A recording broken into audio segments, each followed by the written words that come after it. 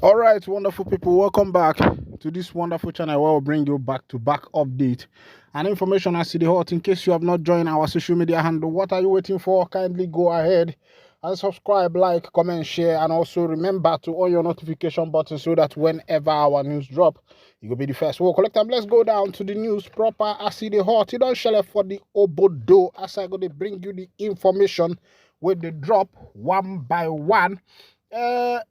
Get this organization, what do they call Huriwa? They don't talk say Mazi Nnamdi Kanu's detention is a moral burden on the federal government. Let's go down to the full detail of the information as I go to dish them out one by one.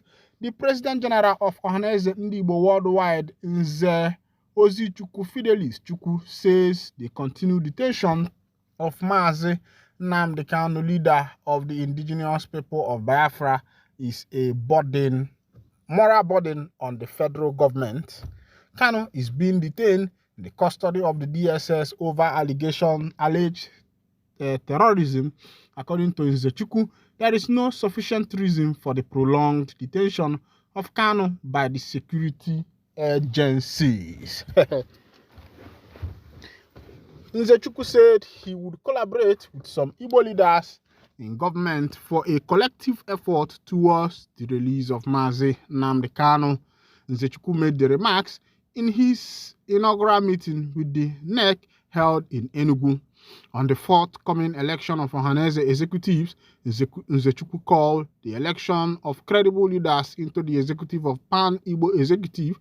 He expressed delight that the Imobi Ohaneze has resolved that there should be a screening committee to ensure that the incoming NEC comprise men and women with integrity.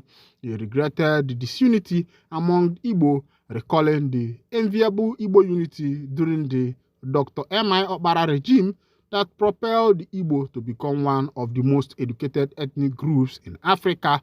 According to him, during the Okpara regime, almost all the schools, churches, markets, hospitals, and other social facilities were through the organized town union. There were farm settlements that provided the required agricultural techniques for improved farming activities. There was food sufficient in Igbo land, but most regrettably, the subsequent Igbo leaders appear to have abandoned their responsibilities. He said it was the combination of Igbo internal peace, unity, and food security that registered Eastern Nigeria as one of the fastest growing economy in world under Okpara. Nzechukwu lamented that at present, all forms of agricultural produce ranging from yam, beans, tomatoes, cow, goat, ram, carrot, and garden egg came from the north. He condemned the extortion on various road networks in Igbo land, stating that a trip from Enugu to Onitsha, a distance of 100 kilometers, will take about 4 hours because of numerous money extorting checking points mounted by the army, police, road safety, vehicle inspection officers, and community vigilantes. He decried the lack of vision of the contemporary Igbo leaders, explaining that while Harvard in the USA is curious about the Igbo success through the Igbo apprenticeship scheme, the present crop of Igbo are losing grip of that fascinating Igbo heritage.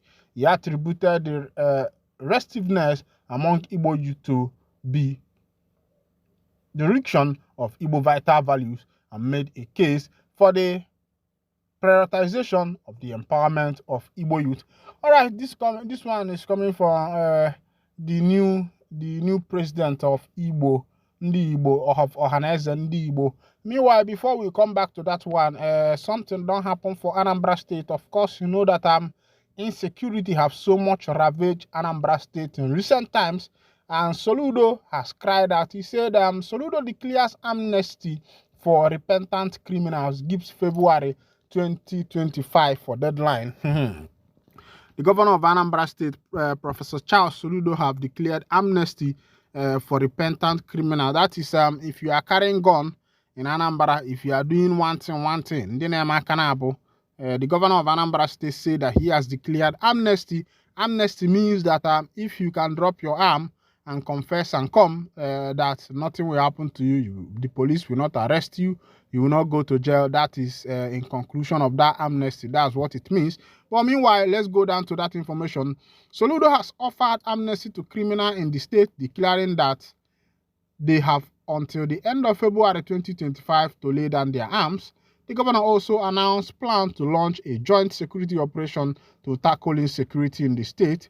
Soludo said the operation is condemned Operation Udo Gachi, which means let peace reign. The governor, who briefed journalists at the Anambra State Governor's Lodge on Tuesday, said his government has identified armed robbery, kidnapping, cultism, and touting as the principal problem causing insecurity in the state. He said, as for touting, the state anti-touting agency, codenamed SASA, is tackling that in Onitsha, and they are doing quite well. When we came in as governor, about 7 local government areas were in grip of hoodlums, but we took on them head on and liberated all the communities. Today, we hear that a handful of some of those criminals earlier dislodged have now come together and have been terrorizing the state.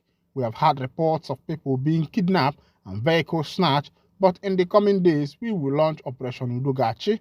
We have procured here 168 patrol vehicles, which would be distributed to various security agencies. Apart from the support we will be giving the security agencies, we are also deploying ICT in fight against insecurity.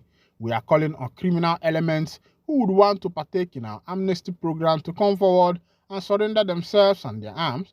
We are giving them from now to end of February to come and surrender, and we will be ready to help them start life afresh. Speaking on the continuous incarceration of the leader, Mazi Nnamdi Kanu, and the fact that many of the criminals hide under the cover of his detention to perpetrate crime, Soludo insisted that indications have shown that what is happening is organized criminal enterprise and has nothing to do with Kanu's detention. He said, I have been at the forefront of the call of the release of Kanu. I even said that in the worst case scenario, I was ready to keep him here at the government house and produce him anything he needed. Part of the reason was that we really need to sit down to interrogate this whole idea, but for now, saying that the insecurity is because of his detention, I want to tell you that Nnamdi Kanu himself and IPOB, the organization he leads, have made several press releases disassociating themselves from the kidnap for ransom and criminal activities that is ongoing. All right. Welcome back. This is coming from Anambra State. And also their governor, Professor Charles Soludo. He is speaking on behalf of India Anambra, saying that he is declaring amnesty for all the criminal elements in Anambra State, that if they drop their gun, they will be forgiven. And also he said that what is happening in Anambra does not relate with Mazi Nnamdi Kanu's issue. And I will say that is where the governor gets this one wrong, because first of all, everybody know that what is happening in Anambra started as a result of issue of Mazi Nnamdi Kanu.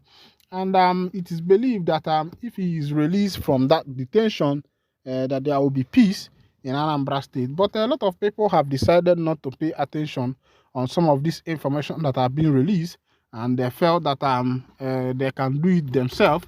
Remember that before Soludo assumed office, he promised Ndi Igbo that one of the things he will do in office is to make sure that Kanu is released from the DSS detention. But as it is today, I am not seeing any effort that is contributing to make sure that Kanu is out of the DSS detention. I'm not seeing that effort at all.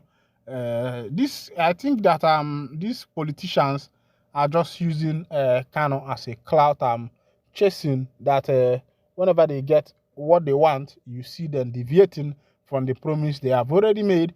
Even before Soludo assumed office, he was frequenting the DSS custody, all those, and even when he assumed office, he went there, took picture with Kanu and the rest of them. But what is happening now is what we don't even understand, because everything has changed.